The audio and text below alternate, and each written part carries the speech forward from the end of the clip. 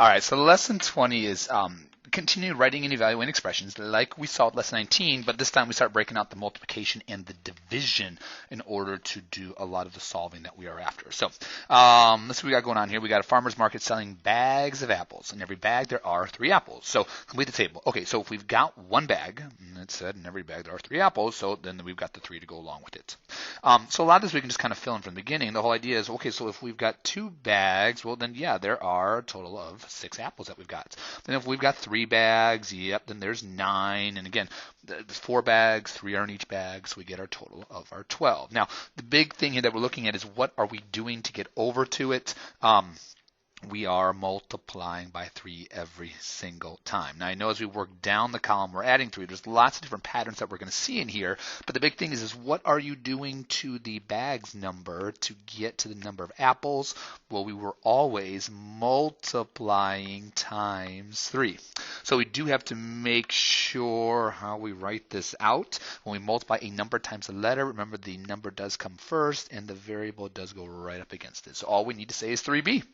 What if the market had 25 bags? Well, again, if we have bags, that means the 25 would be over on that left-hand side. To get to the total number of apples, we can see we would multiply. And that's the big idea here, is to find the total number of apples. What we simply do is we multiply the number of bags times 3. So 25 of them, all right, times it by our 3, so we would have 75 apples that we're trying to get to.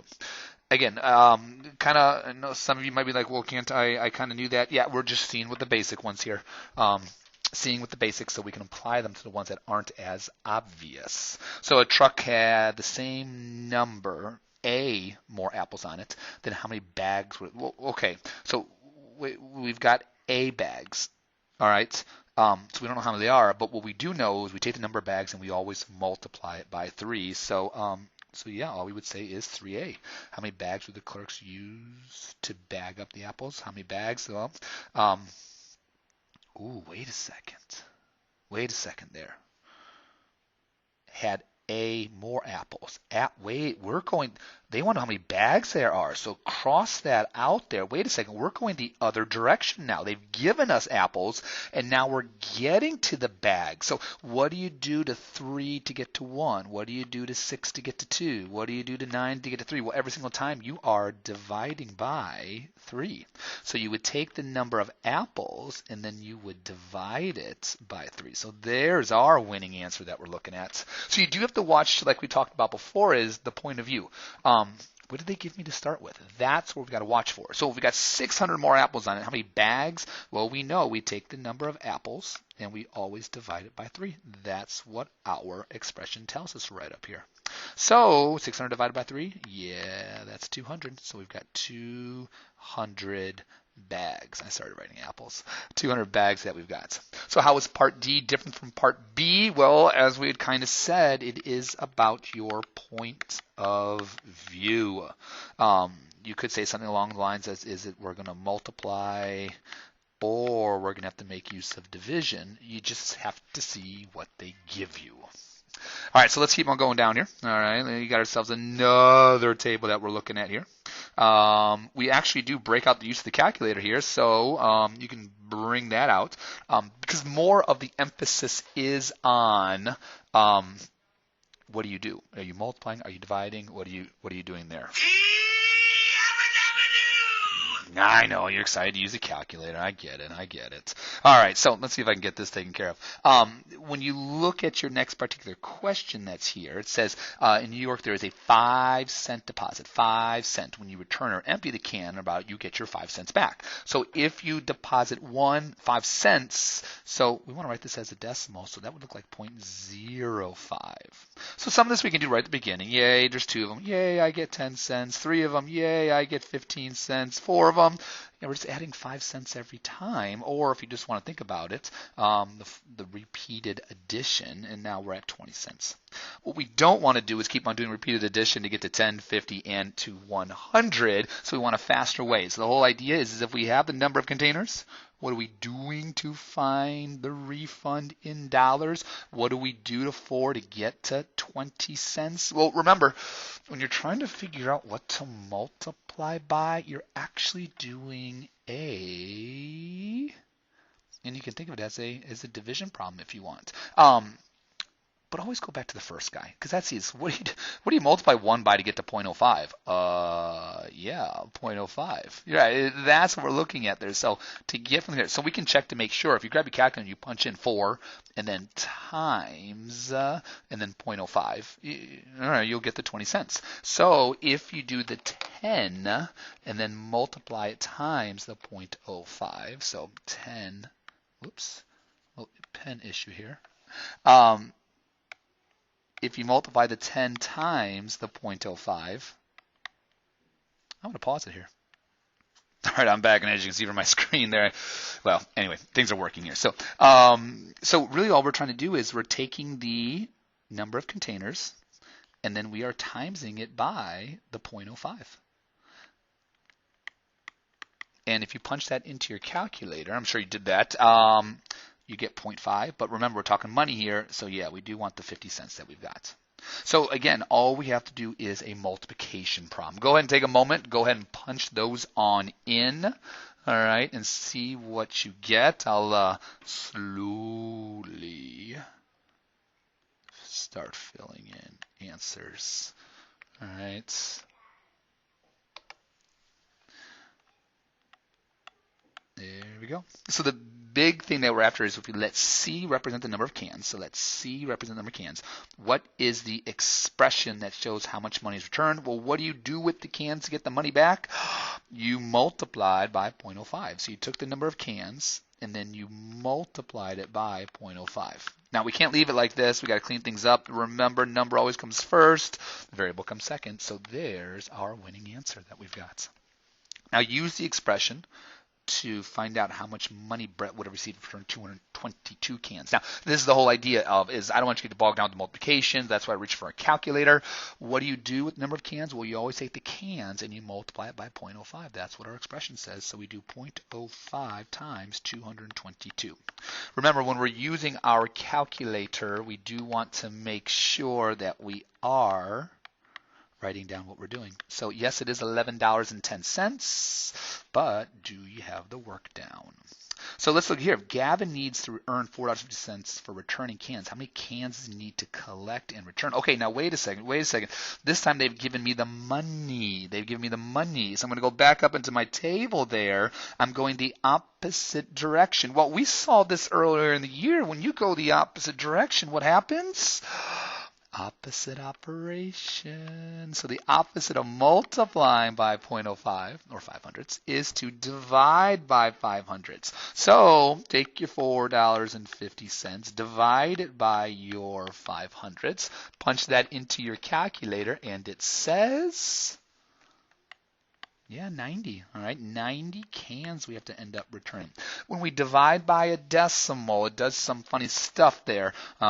Not really funny. I mean, it just takes a lot to get to 1. So that's the reason why we get a larger number there. So we see the same question over and over again. How is part D different from part C? Yeah, one time you multiplied. Yeah, one time you divided. We can do that. But the big thing is it's all about the point of view. All right. In other words, where did you start?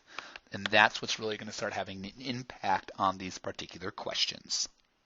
All right, so let's go to the next one here. The fare for a subway and a local bus is $2.50. So complete the table, which means for one ride it is, $2.50. For 2 rides, yep. And again, you can use the mental math here.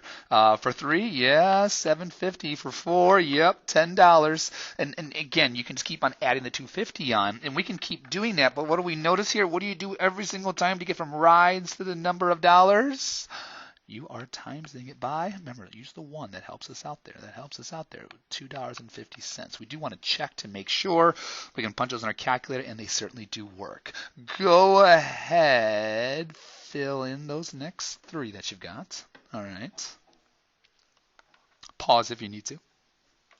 All right, and so if we let R represent the number of rides, what's the expression? Well, what do you do to get from rides to the cost? Well, we go back up here to get from rides to total cost, we had to multiply by $2.50. So because we are multiplying by $2.50, that's why the letter's right up against the variable. Technically, we could just do 2 and 5/10 R. That would work as well. But again, for the decimal for the money, that's why we've got it in there.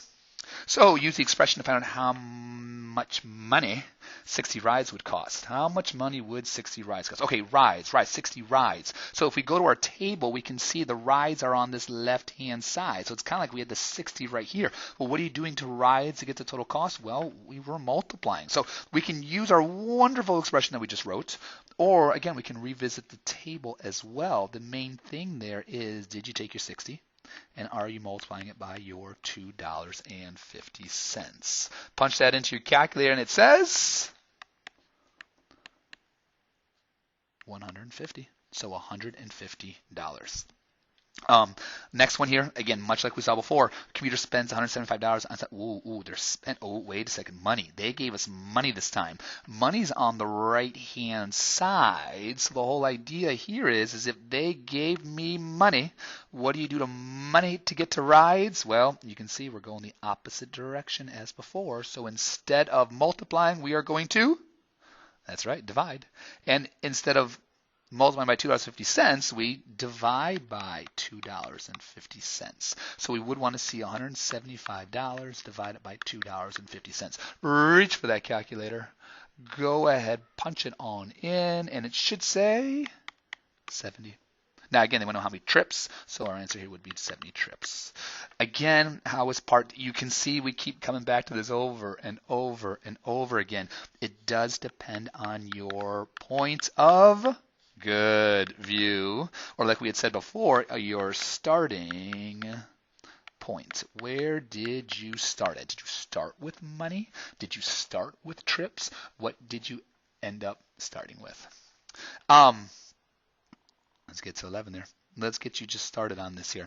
Construct a table showing the number of cycles through which a pendulum swings. A pendulum, that's what kind of goes back and forth, back and forth. Include data for up to 1 minute. Use the last row for C cycles and write an expression for the time it takes. So we're going to make this, we'll label this, and we're going to talk about this is going to be cycles, and then this is going to be our time. All right. And then it says for the last row, use for C cycles that we've got. So Owen and his pendulum team set their pendulum in motion and counted 16 cycles. What is the elapsed time? Well, this is where you gotta, if you're kind of confused, right? Me, that's because, wait, oh, there's information to read up here. I can't believe yeah, go ahead and laugh. All right, so a pendulum swings through a certain number of cycles in a given time. Owen made a pendulum that swings 12 times every 15 seconds. So swings 12 times, all right, every 15 seconds. So I know my time is my 15, and again, our time is in seconds that are here, all right, and it does 12 times for every 15. So construct a table showing the number of cycles through which a pendulum swings, all right, include data for up to 1 minute. Use the last row for C cycles. Okay, so what happens in 15 seconds? Well, it goes 12 times. So this one's a little bit different. Again, it's every 15. So you might be like, well, what about 13? Well, no. It's 12 for every 15. So the next round that we're looking at here, all right, and sometimes we want to, we look at it. In 30 seconds, it does 24. All right. In 45 seconds, it would end up doing, well, add your 12 more on, so there's your 36. So then in the 1 minute, so there's 60 seconds, it would end up being 48. Now, here's the thing about it. There's, what are we doing to get to the 12 and then to the 15? All right. Well, this goes back. Do we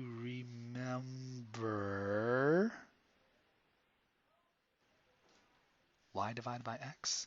Do you remember y divided by x? Now, some of you are going to say, wait a second, these cycles, isn't it one cycle in 15 seconds? It just does 12. We're going to talk about that as well. So here's what I want you to end up doing, because I do see how some people are said in past, and I forgot to say different points of view on it. So here's what I want you to do. If we do y divided by x, all right, and if you punch that into your calculator, all right, you're going to get 1.25. All right. If we make this our x and we make this our y that we're looking at, so to get from 20, multiply by 1. So if you had 16, again, what do you do to cycles to get to time? Well, we should have a multiplication problem that's going on here. Now, here's what I'm going to do. I'm going to pause you here, right here. We're going to kind of make you stop, because if we end up moving forward with this, it's fine. It just depends on your point of view here, because, again, the question talks about swinging 12 times, and then we talk about cycles. So this is where it's kind of open to interpretation. So here's what I want you to do. I want you to stop right here. All right, we're going to draw that line. All right, and we're going to look at the problem both ways tomorrow. All right, that's all we've got.